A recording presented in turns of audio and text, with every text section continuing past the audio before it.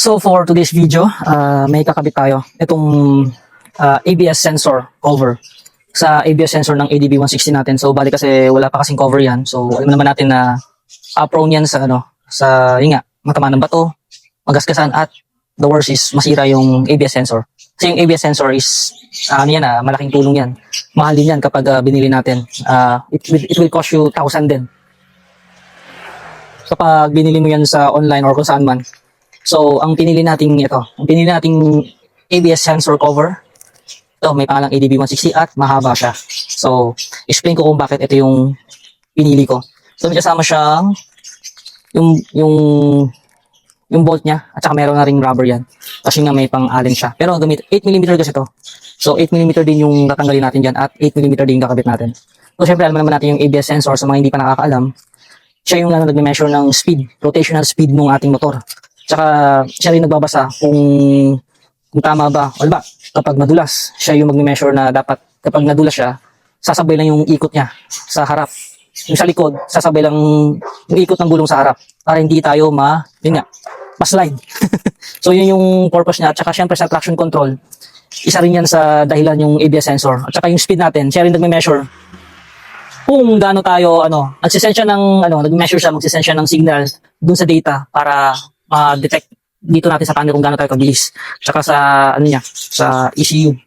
So yun yung silbi ng ABS sensor, kaya napakalaking bagay yan. At saka mahal din kapag yung cable na to, medyo may kamahalan din yan. So habang maaga, protektahan natin para mas matagal natin siya magamit. Kasi di natin alam, minsan, di ba? Huwag naman sana, ma-disgrasya tayo, ma-slide tayo, or matamaan ng bato. Mas okay yung protected yung ABS sensor natin para iwas gastos. Yan. So, yan na yung kasama. Nakikita nyo? Yan lang naman yung kasama niyan. Yan. Yan. So yung link, dyan sa comment section or dyan sa, yan na, right side natin, click yung yellow basket. So, dyan natin makikita yung ABS sensor. Yung kung saan natin nabibili to. Right, yellow basket lang. Diyan sa right side, dito. Dito yung mabibili tong ABS sensor cover. Yan o. So tara, pakita ko sa inyo kung paano i-install to. So ito yung ilalagay natin. So CNC aluminum na to. So napaka na ito. Yan o, swak na swak ko. Napaka ganda na ito. So tanggalin muna natin to, baklasin natin. So we're gonna use Flytech Professional USA tools. Yan. So, Flytech yung gamit natin. So, napakaganda na itong Flytech na to. Itong gamit natin, gamitan lang natin ng 8mm. 8 to. So, ito 10, 12, 13, 14, 17, 19, 21, 22, and 24. Yan. 24 yan. So, Flytech. So, 8mm gamitan tayo. So, yan. Oh, di ba? Ang luwang nga niya eh. So, napakadali lang tanggalin na ito.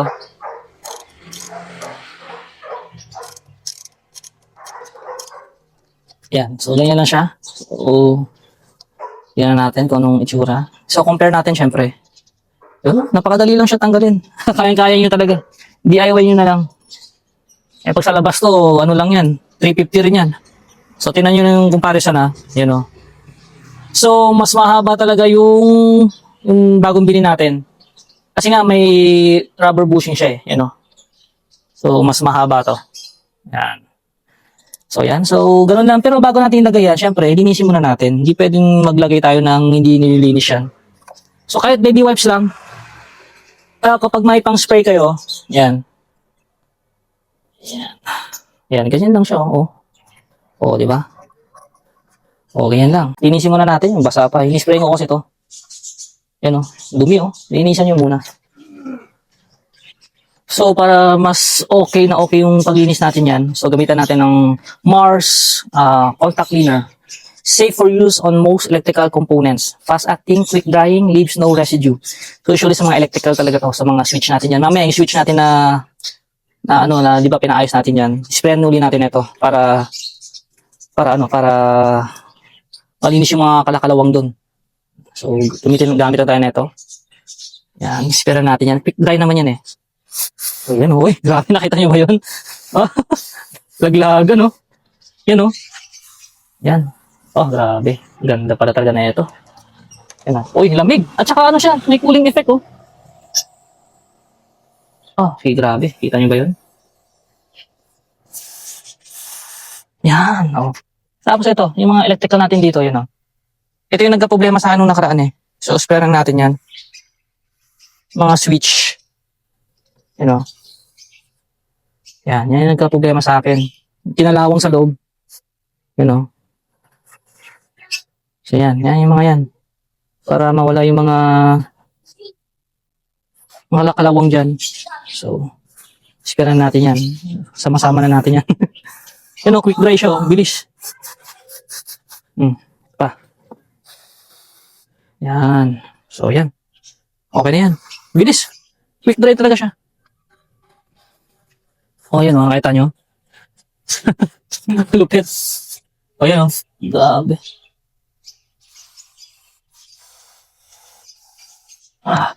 Yan. So, okay na yan. So, anong pa hinihintay nyo? Mars contact cleaner. Yan. So, napaganda nito sa mga electrical ano natin. Kapag naglinis kayo, kapag nagbaklas kayo, ito yung gamitin nyo. Okay na okay doon sa mga electrical parts natin. So, yan. Gamitan muna natin ng baby wipes. Yan o, ang dumi kasi. Yun o, kita nyo naman. Kita nyo yung dumi, di ba? Dumi. Para solid yung pagkalinis, yun o. Grabe, dumi. So, napaka-importante kasi itong sensor na to. Para iwas. Ayan o. So, tututin natin to. Itong tornilyohan, no? Yan. Napaka-importante niyan.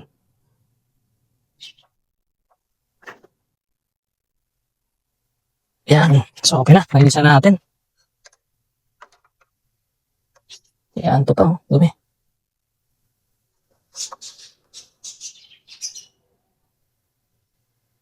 Yan. Tapos, spray lang natin ulit. Para sure. Yan. Alright. So, lagay na natin ngayon to.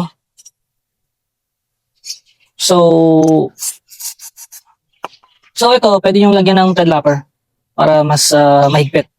May thread locker kayo, lagyan nyo lang dito konti. So, wala kayong thread locker, pwede naman natin to-follow yan. Basta kapag may thread locker kayo na available, lagyan nyo para mas secure siya. Pero syempre, yung iba kasi ginagamitan ng torque wrench, 11.9 Newton meter. Pero ako, hand tight lang kasi ano yun minsan sobrang higpit yun, parang hindi naman tama yung ano. Kung isipin mo, 11. Pero minsan kapag sa actual na, kapag 5 nga, sakto na. 11 pa, minsan gagawin mong 7, parang hindi pa nagkiklik, masyado ng mahigpit. So, ito nga, medyo maluwang to eh. So, i-hand tight lang natin to. So, lagay na natin. So, ito, lagay lang natin. O, di ba? Pogi, di ba? ADV 116 nakalagay. Tapos, dito natin lagay yan. So, yung rubber, ano niya, aluminum din yan. CNC aluminum din. Para ito, yung pinaka-rubber bushing niya, or aluminum rubber niya, dito lang siya magta-touch. Dito sa copper na to, yun. Ganyan lang siya. Tsaka yung kinaganda na ito, shoot lang natin yan. Yan. At saka yung kinaganda nito, suok na suok siya dito. Pati yung wire niya, ano siya, protected siya. So, i-hand tight lang muna natin yan. So ganyan lang. Yan. Hand tight lang natin. Hindi na tayo gagamit nito ng